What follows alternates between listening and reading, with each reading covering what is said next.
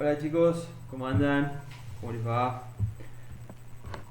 Che, bueno, eh, volviendo de alguna manera. eh, bueno, nosotros lo último que estuvimos viendo o que estuvimos realizando fue lo que tenía que ver con los trabajadores.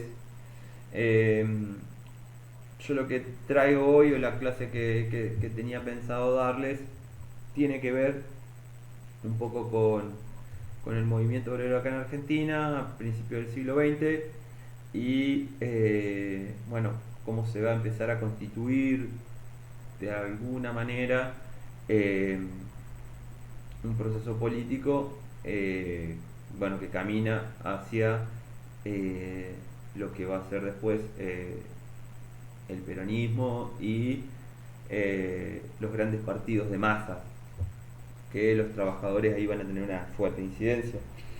Eh, Nosotros tenemos que pensar que para principios del siglo XX, es decir, más o menos por el 1900, la República Argentina es un país bastante despoblado, con, con muchas extensiones de su territorio sin gente, y que los grupos gobernantes que habían estado previamente venían alentando un proceso de inmigración muy fuerte, trayendo o solicitando a la gente de Europa que viniera a vivir aquí a nuestro territorio. Las oleadas inmigratorias van a tener un relativo éxito. Argentina para 1900 empieza a poblar estos espacios que yo les decía recién, eh, y lentamente, junto con esos miles de inmigrantes que van a llegar a nuestro país, eh, se empiezan a configurar de alguna manera los barrios y las ciudades con fuertes componentes, con muy fuertes componentes de personas que venían de Francia, de Italia, de España, y de una diversidad de países de, de lo que es Europa, ¿sí? Argentina, como característica, o como una de sus grandes características, va a tener claramente esta situación, ¿no? Fuertes, fuertísimos grupos de inmigrantes que se van a instalar aquí. Para el año 1900, 1910 hay un gran componente de trabajadores que vienen de Europa, y estos trabajadores no vienen solos, vienen con sus familias, vienen con sus ideas, vienen con un montón de cuestiones, y van a empezar acá a trabajar, ¿sí? A formarse, a ser obreros, y además de ser obreros, perdón, van a comenzar a también a pensar en los derechos de los trabajadores.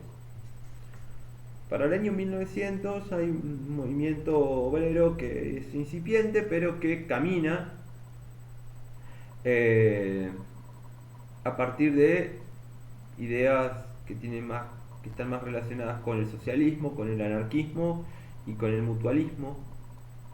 Eh, es decir, todas ideas que partían de la base de que la única manera de resolver la desigualdad social que se planteaba entre la burguesía o los dueños de las empresas que contrataban a estos trabajadores y los trabajadores era la solidaridad de clase, es decir, la solidaridad entre trabajadores. A partir de ahí es que aparecen estas ideas que tienen que ver con el socialismo, que tienen que ver con el anarquismo, que tienen que ver con el mutualismo como paliativos a esta situación de desigualdad que se presentaba. Eh, Durante la segunda década del siglo XX, los trabajadores claramente van a estar en una situación muy postergada. Nuestro país está gobernado por un partido que es el Partido Autonomista Nacional, el PAN, que hace años gobierna.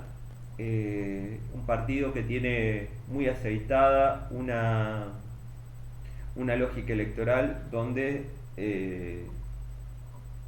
está asegurado el triunfo, digamos. Durante muchísimo tiempo hay múltiples partidos que van a denunciar esta situación del amañar elecciones, es decir, de arreglar elecciones, de que las elecciones tengan un claro tinte fraudulento, que cualquier partido que se presente no, no va a triunfar, porque el Partido Autonomista ya tiene más o menos resuelta esa situación, pero hay una realidad, digamos, y es que hay una amplia mayoría de la sociedad que no está participando del proceso electoral. Esto le daba a este partido, al Partido Autonomista, una escasa legitimidad en las elecciones. Es decir, ganaban. El problema era que no tenían el apoyo de las grandes mayorías. Hay un personaje que es Sáenz Peña, que integra el Partido Autonomista Nacional y que va a ser presidente de la nación. Este personaje viene desde hace un tiempo diciendo que esta situación irregular que se ve en algún momento le va a traer problemas al partido porque no va a poder continuar gobernando en esas condiciones. Lo que Sáenz Peña decía es: no podemos seguir arreglando las elecciones para ganarlas porque en algún momento no vamos a tener directamente el apoyo de las grandes mayorías y nos van a derrocar. Lo que él planteaba era construir un partido que legítimamente gane las elecciones y de esa manera resolver ese dilema.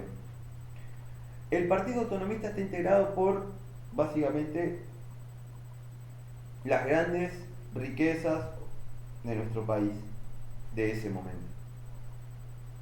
Los acaudalados, los que tienen dinero, los que son familias bien, los que deciden económicamente cómo va a funcionar el país, están ahí adentro.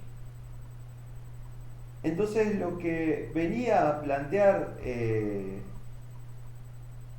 Sáenz Peña era que este partido, digamos, no había, si no encontraba una base o un sustento de las grandes mayorías obreras, proletarias del país, de alguna manera, iba a camino a, en algún momento, empezar a perder las elecciones y directamente quedar fuera, o que los derroquen, que era peor. Lo que Sáenz Peña decía era: podemos caminar hacia una revuelta popular y que eso termine peor, digamos. Lo que Sáenz Peña va a hacer durante su presidencia es pensar un sistema alternativo y proponerlo como ley. Eso después se va a conocer como la ley Sáenz Peña, que es la ley que regula el sistema electoral después de 1912. Fruto de las presiones obreras, de las presiones de los partidos políticos que no estaban representados, en este caso uno de ellos es la Unión Cívica Radical, que había llevado adelante una revolución unos años previos, que había fracasado, que su líder, Alem, se había suicidado después de esa revolución fallida. Reclaman desde hace tiempo las elecciones limpias y elecciones sin trampa, ¿no? Para 1912, Sáenz Peña, como presidente de la nación, decide impulsar una reforma electoral que garantice la transparencia de las elecciones, ¿qué va a proponer? Se van a proponer el voto universal, es decir, el voto de las mayorías, obviamente excluyendo a las mujeres, porque las mujeres no son parte de las mayorías, según el pensamiento de 1912, las mujeres van a acceder al voto recién en 1949, una constante, digamos, del Estado, de los estados nacionales, relegar a las mujeres en la capacidad de decisión. Bueno, van a votar las mayorías varones mayores de 18 años, es decir, todos los varones mayores de 18 años van a participar de las elecciones. El voto, que previamente era un voto cantado, es decir, uno antes de la ley Sáenz Peña, para votar, concurría a la mesa y decía por quién iba a votar delante de la mesa. Sáenz Peña lo que dice es que este elemento, digamos, lo que hacía era exponer al trabajador, que muchas veces concurría a votar acompañado de su patrón. Entonces lo que propone Sáenz Peña es el voto universal, es decir, todos van a votar, antes votaban los que querían. El voto universal, es decir, todos deben concurrir. Secreto, ya no es cantado, sino que es dentro de un cuarto oscuro donde nadie te ve, donde vos decidís por quién vas a votar. Y lo pone como obligatorio. Universal, secreto y obligatorio. Es decir, universal es porque todos deben concurrir, obligatorio es porque si vos no vas se te sanciona, y secreto es porque vos decidís solo en un cuarto oscuro por quién vas a votar. Esta circunstancia va a hacer que en las primeras elecciones, después de que esto se ponga en práctica, los partidos compuestos por masas trabajadoras tengan un muy fuerte crecimiento en materia electoral. El Partido Radical, de hecho, va a ganar las elecciones presidenciales que siguen con la candidatura de Irigoyen. El Partido Socialista va a tener representantes en la Cámara de Diputados y en la Cámara de Senadores. Es decir, de nada, de no tener ningún tipo de representatividad, los trabajadores ni los sectores intermedios van a pasar a tener un presidente de la nación y van a pasar a tener representatividad en ambas cámaras, ¿sí? Entonces, hay algo, digamos, de este proceso de la ley Sáenz Peña que de alguna manera viene a demostrarnos la importancia de la participación obrera. O sea, esto no fue gratuito. Los obreros tuvieron que marchar 1000 veces, fueron reprimidos fuertemente por la policía, hubo cientos de obreros muertos en la Semana Trágica, había grupos de tareas de la derecha que perseguían las organizaciones obreras, se creó se crearon grupos casi que sí, grupos de tareas básicamente que eran civiles armados que perseguían las organizaciones obreras, disparaban contra los trabajadores en los actos públicos, o sea, los trabajadores tuvieron que vivir situaciones muy complejas hasta que consiguieron, mediante la sanción de la ley Sáenz Peña, poder resolver y poder participar de elecciones limpias e imponerse a partir de la militancia política, imponerse a través del voto. Obviamente, lo que decía Sáenz Peña en su momento para su partido tenía algo de razón, porque claramente los gobiernos cada vez menos legítimos que eran emanados de las elecciones que salían del PAN tenían como resultado inmediato o iban a tener como resultado inmediato un proceso de revuelta popular, porque la gente ya no soportaba más ese tipo de situaciones. De hecho, unos años previos había habido una revolución que fue la Revolución del Parque, encabezada por el Partido Radical. Entonces, lo que Sáenz Peña decía era que ese proceso revolucionario podía tener una segunda etapa, y esa segunda etapa derrocar a un gobierno y generar un proceso mucho peor. O sea, lo que Sáenz Peña decía es: nosotros tenemos que ayornarnos a la realidad que tenemos.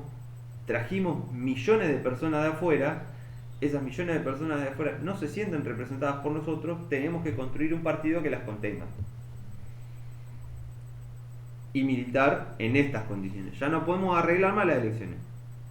La vieja camada del partido seguía pensando en esos términos. Entonces, eso generó una ruptura, una disputa al interior del partido autonomista, cuando básicamente los otros partidos ya tenían aceitada la manera, ya tenían pensada el cómo, y lentamente fueron ganando adeptos en todo el país.